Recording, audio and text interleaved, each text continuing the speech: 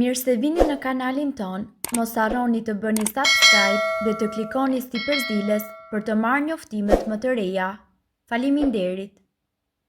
Habit mjeku, ja çfarë shkakton kafja turke dhe sa duhet të pini sipas moshës. Tashmë e dim që kafja ka vlera të pazëvendësueshme shëndetësore.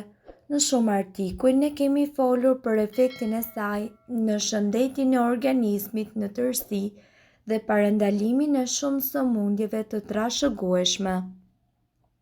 Kafja ka me mira vlera dhe minerale të ndryshme të cilat ndikojnë në përmirësimin e shëndetit tonë. Por, a e kishit menduar ndonjëherë se cila kafe është më e shëndetshme? Në shtëpitë tona, kafja turke është një nga shoqërueset e përditshmërisë. Vetëm kur jemi në lëvizje, duhet që të mjaftohemi me kafen ekspres. Nga ana tjetër, askujt nuk i ka shkuar në mendje për të zëvendësuar kafen turke me ndonjë lloj tjetër. E keni menduar ndonjëherë nëse merrni të njëjtat vlera kur pini një kafe ekspres, si edhe kur pini një turke? E vërteta është se jo të gjitha llojet e kafes kanë të njëjtat vlera. Ndryshimet mes kafe turke dhe asaj ekspres. Kafja turke është ajo e cila ka përqendrimin më të lartë të vlerave të bimës së kafes. Pasi përgatitja e saj ka një hap, thjesht bluarjen e kokrave të pjekura të kafes dhe zjerja e tyre në ujë. Ndërsa kafeja ekspres kalon në disa procese të tjera. Ndryshimi i parë është pikërisht koha e pjekjes së kokrave të kafes. Kokrat e kafes ekspres piqen më gjatë dhe më pas shtypen dhe siten për të prodhuar kokriza në madhësinë e rërës. Më pas, përgatitja në makinetat e ekspresit bën të mundur largimin e dy mineraleve të cilat ndodhen tek kafeja, kafestoli dhe kaoliani. Gjithashtu, dy mineralet yndyrore të cilat gjenden tek bima e kafes janë po aq të rëndësishme sa edhe antioksidantët. Nga ana tjetër, duhet të keni parasysh se kush nuk duhet të konsumoj kafe turke. Për njerëzit të cilët vuajnë nga kolesteroli i lartë apo që kanë në familjen e tyre raste të sëmundjeve të zemrës, këto dy minerale janë vërtet të dëmshme.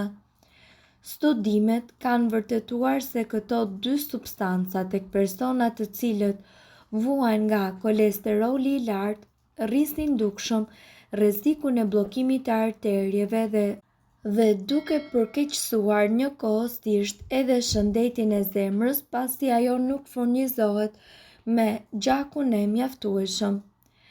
Pirja e kafes turke tek këta persona rrit të dukshëm nivelin e kolesterolit me 10%.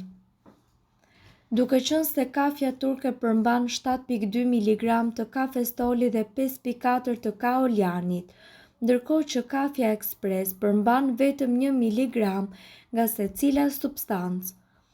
Kjo për ekspertët është një dhënë e dobishme pasi tregon se njerëzit të cilët vuajnë nga kolesteroli duhet të konsumojnë më shumë kafen ekspres. Për njerëzit të cilët nuk kanë këto probleme, kafja turke nuk përbën rrezik. Mirë po, këto 9 grupe njerëzish nuk duhet të pinë kafe.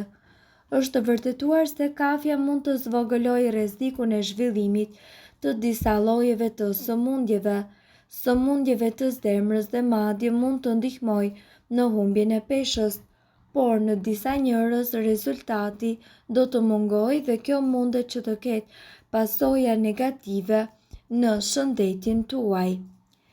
Njerëzit që vuajnë nga sëmundjet inflamatore të zorrëve.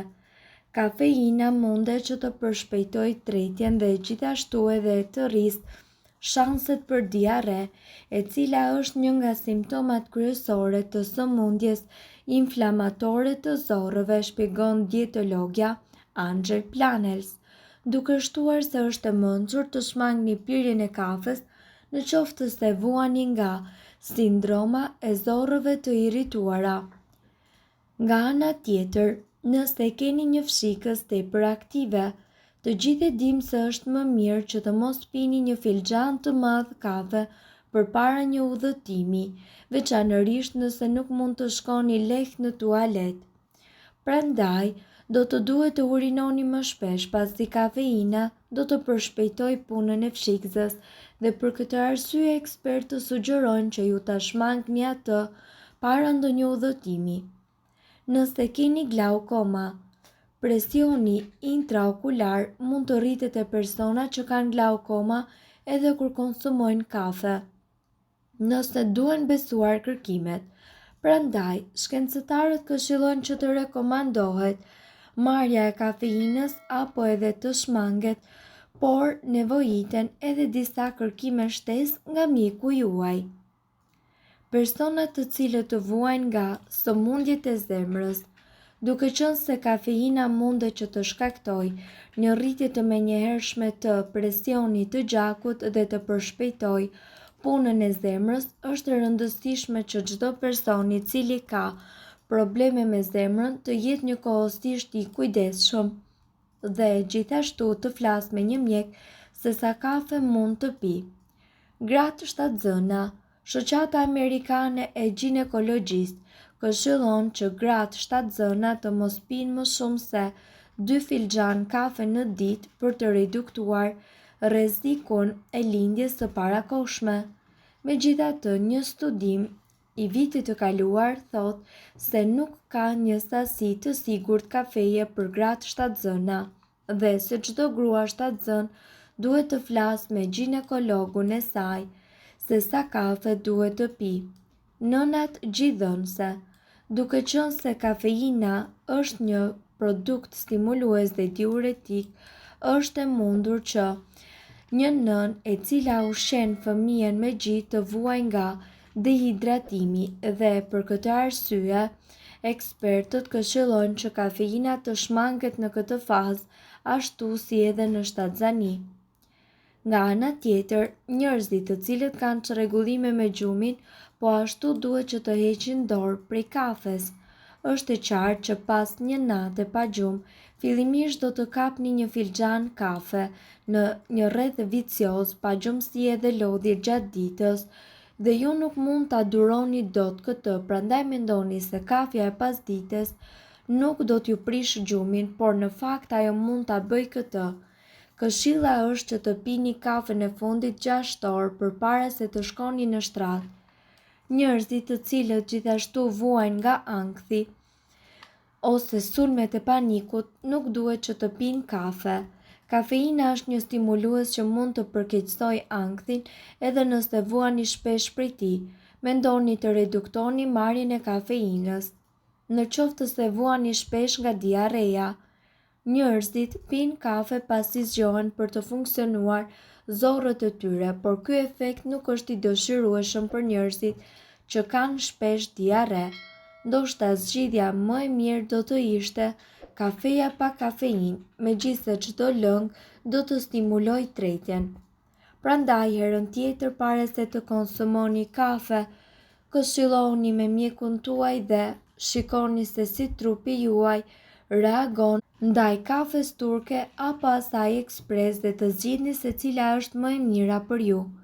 Mirë po duhet të dini, informacionet në këtë video kanë për qëllim të plotësojnë dhe të mos zëvendësojnë këshillat e mjekut tuaj dhe nuk kanë për qëllim të mbulojnë të gjitha përdorimet e mundshme, masat paraprake, ndërveprimet ose efektet negative.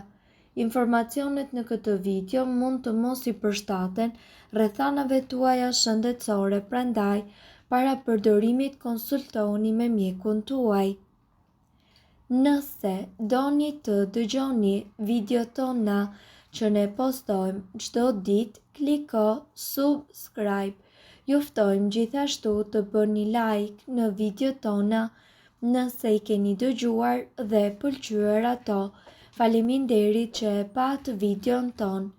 Shpërndajni këtë video në profilin tuaj në mënyrë që të informohen edhe shokët tuaj.